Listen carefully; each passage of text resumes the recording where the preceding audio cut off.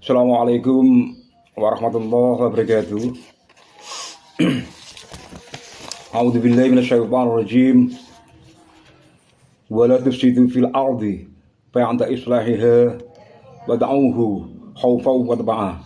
Inna rahmatallahi qaribum minal muhsinin. Al-ayah amma ba'd. Hadirin berbahagia, ayat ini menjelaskan bahwa seluruh kerusakan yang ada baik di darat maupun lautan itu semuanya merupakan bentuk kesalahan manusia, baik yang terjadi pada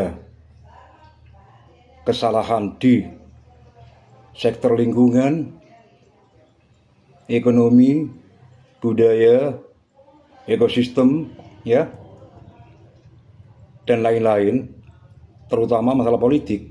Itu semuanya adalah kesalahan yang dibikin oleh manusia. Memang benar, waktu dialog tentang penciptaan manusia, di mana pada saat itu malaikat sepertinya nggak terima bahwa Allah akan menciptakan manusia. Karena apa? Karena menurut malaikat bahwa manusia itu adalah sangat potensial untuk membuat kerusakan di bumi. Dan ternyata benar bahwa manusialah yang memang menjadi katakanlah kasarannya biang kerok kerusakan yang ada. Ya, tetapi Allah menjawab dengan diplomatif. Ana a'lam. Artinya bahwa dengan pernyataan demikian, Allah ingin mengatakan bahwa sudahlah, saya lebih tahu dari apa yang engkau pikirkan. Ya, karena apa? Kira-kira mungkin kalau bisa diteruskan ayat itu adalah toh nanti kesalahan yang ada aku juga yang memperbaiki. Seandainya kesalahan di bumi maupun di lautan, itu semuanya juga karena campur tangan saya. Ya. Sehingga sekali lagi malaikat yang mungkin hanya sekedar makhluk yang coba-coba ingin sedikit memberikan solusi kepada Allah, maka ditolak dengan mentah-mentah. Bahwa sekali lagi ana a'lam itu artinya adalah kira-kira bahwa Allah yang akan nantinya memperbaiki semuanya, ya, baik kesalahan di bumi sekali lagi, di laut, atau bahkan mungkin next di udara, ya. Itu semuanya adalah Allah yang menjadi penyebab keseimbangan daripada kesalahan yang dibikin manusia. Logikanya adalah seandainya mungkin tanpa campur tangan Allah, maka mungkin dunia ini sudah lama punah. Kira-kira demikian. Dan kenapa Allah membuat hal demikian semuanya? Itu artinya adalah dalam rangka menguji manusia. Kira-kira manusia dengan konteks dunia yang semakin hari semakin menunjukkan tanda-tanda ketidaknyamanan, baik masalah lingkungan terutama, ditambah dengan ozon yang semakin menipis. Tetapi Allah ingin sekali lagi menguji manusia dengan kondisi demikian. Apakah dengan kondisi seperti ini, situasi politik gak menentu misalnya, ya, masalah ekonomi gak jelas, masalah lingkungan semakin hari semakin menunjukkan sesuatu yang tidak menggembirakan, ozon semakin tipis, semakin menanas. Tetapi dengan cara ujian seperti ini, kira-kira siapakah di antara hamba Allah yang tetap concern, tetap serius, tetap amanah dalam menjaga Al-Quran dan Al-Hadis. ya. Memang untuk orang-orang tertentu barangkali mungkin masalah-masalah yang terkait dengan kerusakan itu menjadi masalah serius. Tapi bagi orang yang beriman, insya Allah nggak masalah, nggak problem ya masalah demikian. Dan inilah yang sejatinya ingin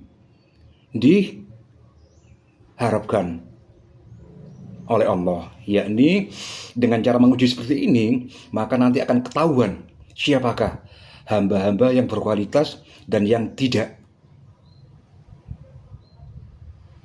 Karena apa? Karena Allah yang bikin semuanya, mulai dari bumi segala macam, otomatis Allah pula yang bakal mempertanggungjawabkannya. Dan kita sekali lagi tetap dalam koridor husnudzon aja.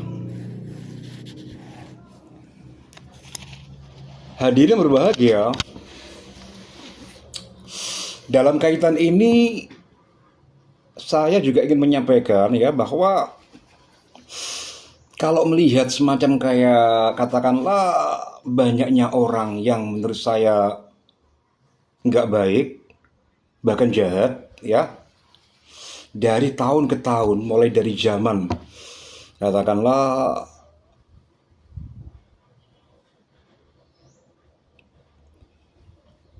zaman Romawi dulu hingga sekarang misalnya, itu kita bisa menyaksikan orang-orang yang jahat ya, orang-orang yang gak baik dan berbuat kerusakan tentunya ya, pembunuhan segala macam, dan hingga sekarang terjadi.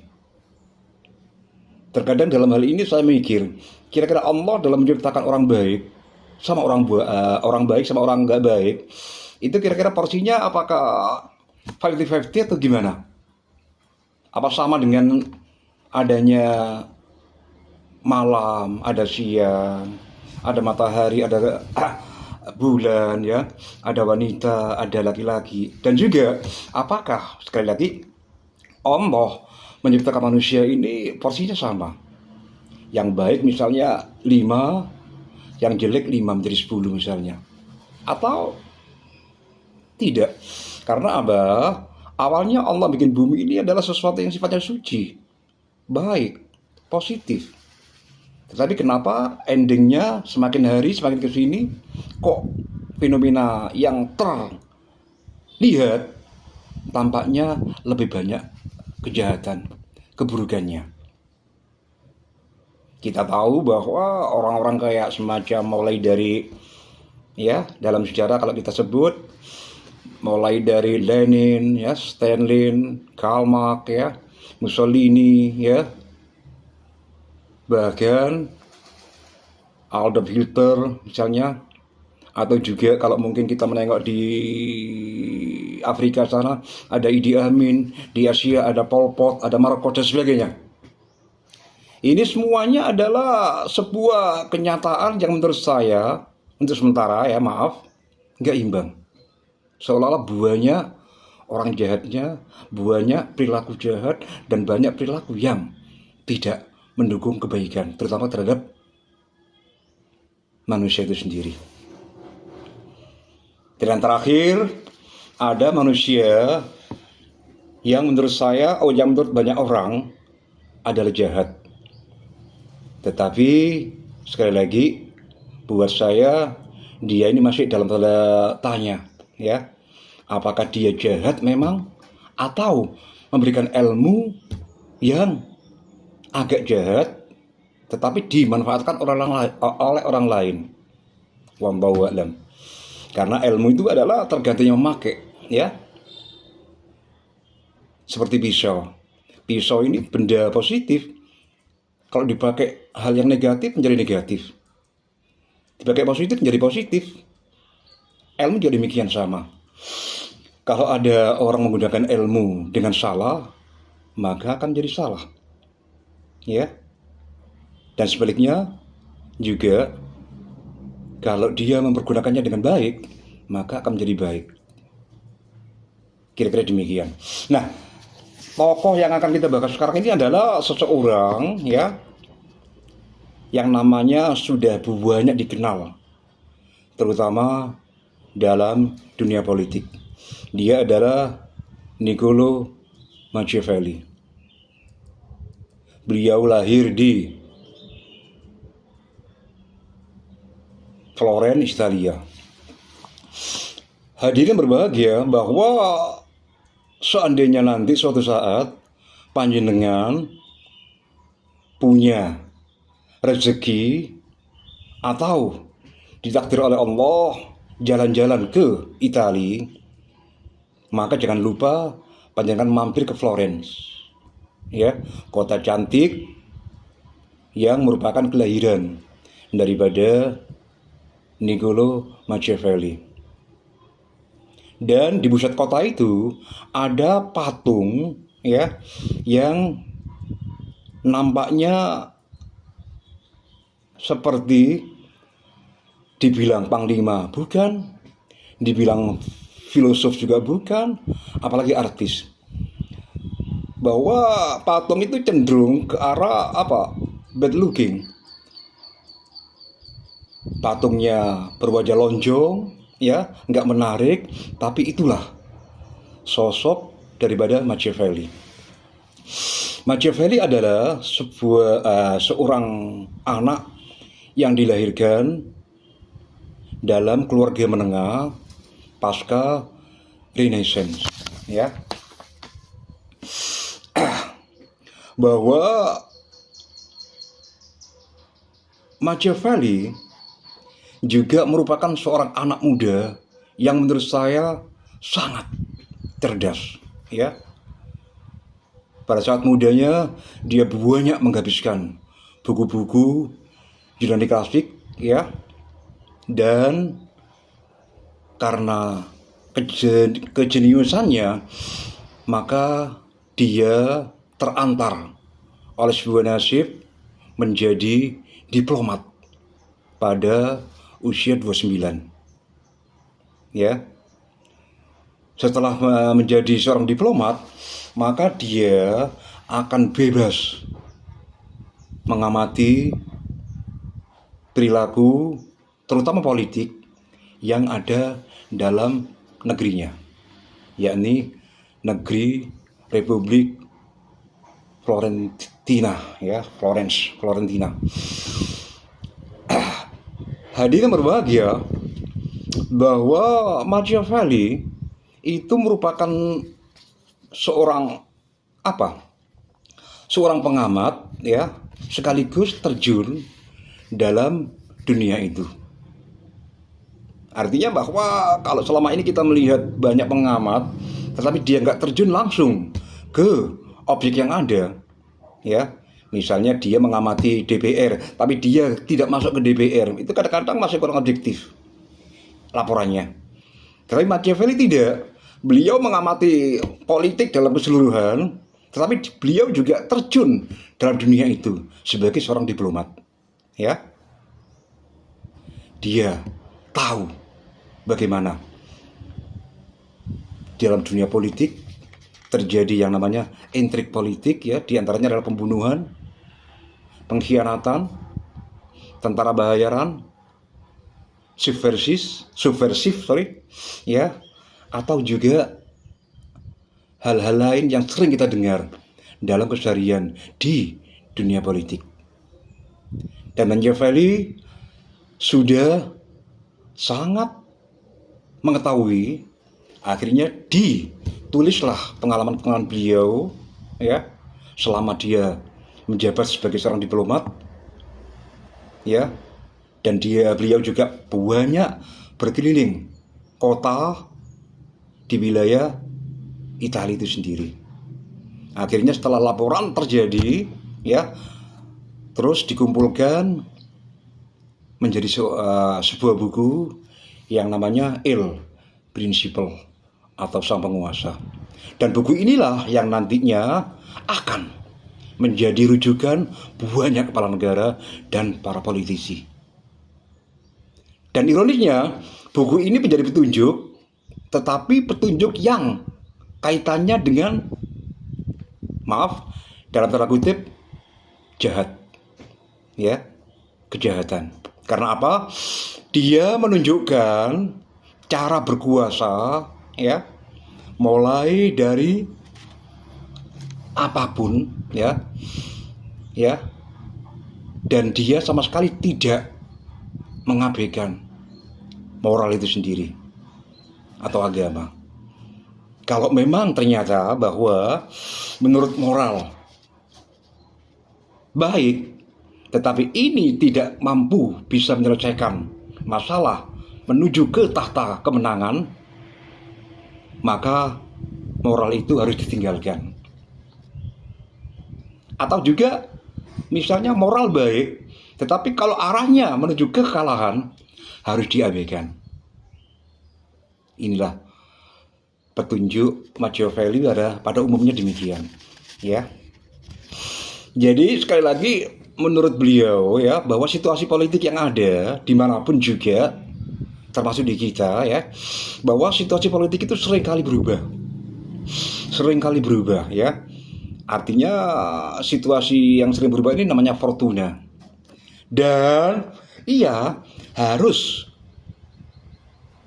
ditaklukkan oleh yang namanya virtu atau sikon yang ada, di mana sikon itu adalah berpikir cepat dan tepat. Dalam arti kalau memang ternyata ini bisa membantu Anda dalam kemenangan, maka apapun bisa dilakukan, termasuk sekali lagi membunuh sekalipun. Wah, ini ya gawat ini Machiavelli ini, ya. Tetapi sekali lagi ini merupakan pengalaman beliau demikian. Makanya saya nggak berani mengatakan dia itu orang jelek, tidak. Tetapi masih dalam tanda kutip, tergantung daripada siapa yang mengamalkannya.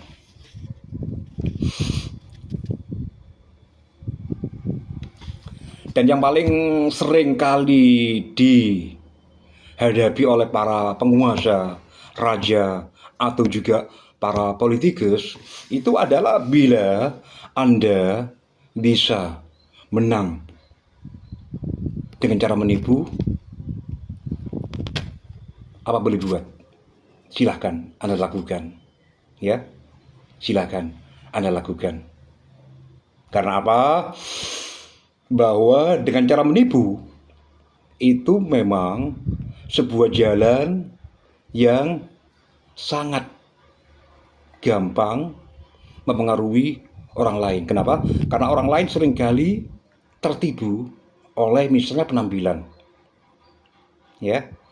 Dengan Anda pakai pakaian yang baik-baik, rambut dipotong dengan baik-baik pula, maka Anda akan terkesan menjadi orang baik. Dan sebaliknya, walaupun Anda misalnya orang yang baik, tetapi kalau penampilan Anda nggak baik, maka kesan orang juga akan nggak baik.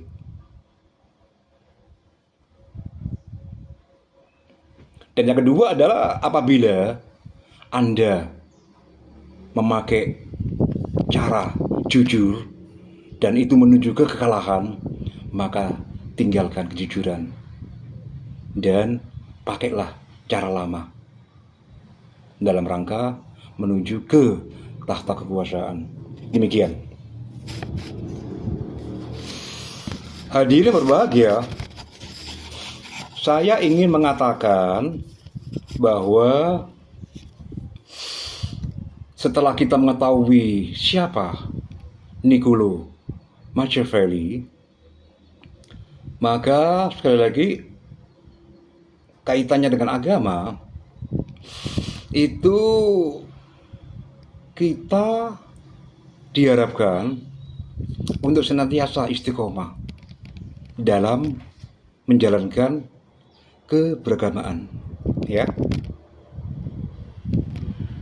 Dengan situasi seperti ini, mungkin memang sengaja Allah ciptakan dan sekaligus juga akan menambah pundi-pundi pahala buat Anda yang senantiasa tetap concern kepada ajaran agama yang ada. Kenapa? Karena sekali lagi, ya, bahwa sebuah tantangan itu merupakan sebuah bentuk apa? bergaining antara pahala yang banyak dengan yang sedikit. Misalnya kalau Anda katakanlah menuju kemenangan dengan cara yang sangat mudah, maka biasanya kemenangan itu nilainya rendah. Tetapi kalau kemenangan diraih dengan cara yang susah, maka insya Allah nantinya pun juga akan didapat oleh panjenengan misalnya sesuatu yang berat pula. Artinya sesuatu yang mahal misalnya, sesuatu yang berharga, dan lain-lain. Ya.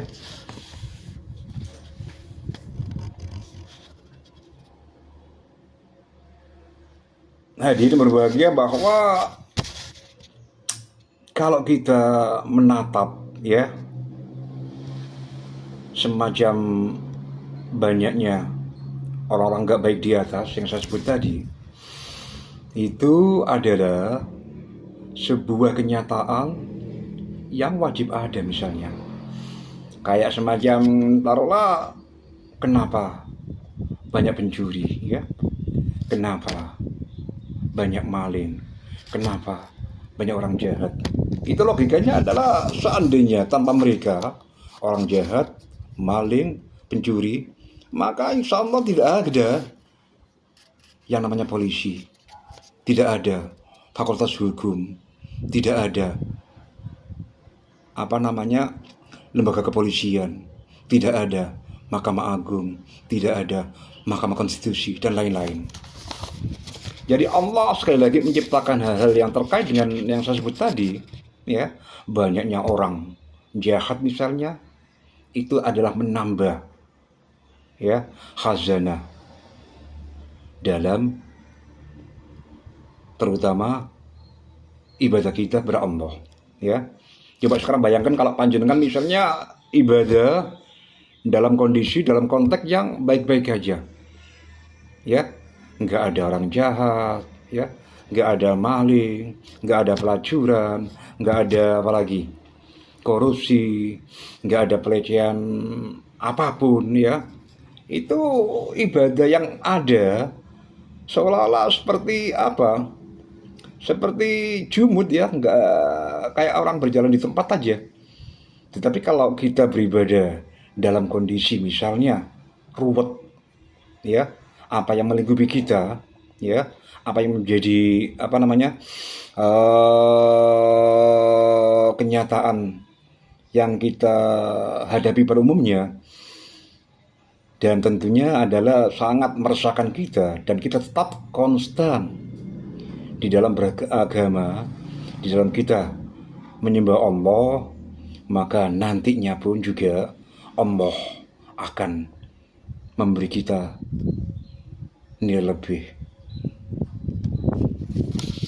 Saya kadang-kadang mikir bahwa semacam kayak ibadahnya orang-orang atau teman-teman yang ada di misalnya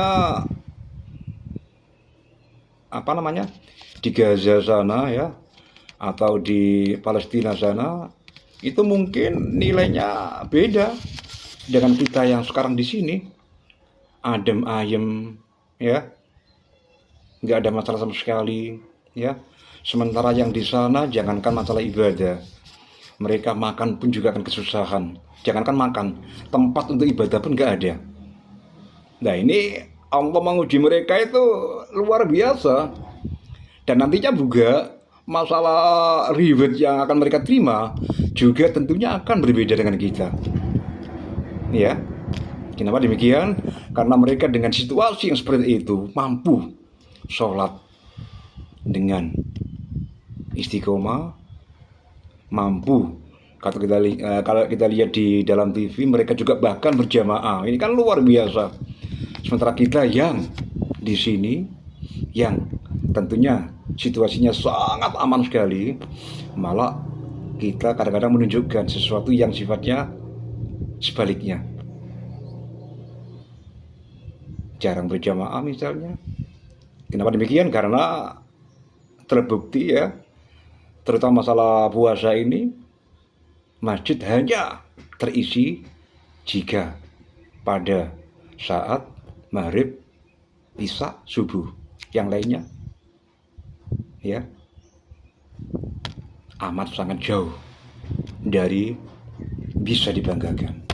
Padahal ini adalah merupakan momen Ramadan. Oke, itulah kira-kira yang bisa kita ambil dari percakapan hari ini tentang masalah keseimbangan antara ibadah kita dengan kondisi yang ada, terutama kondisi di mana kita selama hidup jarang sekali menemukan sebuah berita yang adem ayem, tetapi ada aja ya, terutama masalah politik yang seringkali membuat kita tidak tenang karenanya hingga sekarang ya. Dan sengaja saya tidak menyinggung Indonesia karena ada semacam pamit yang mengatakan right or wrong is my country. Itu nggak boleh ya, nggak boleh. Sekali lagi nggak boleh, karena kita harus menjaganya walaupun dalam kondisi apapun. Sekian dari saya. Assalamualaikum warahmatullahi wabarakatuh.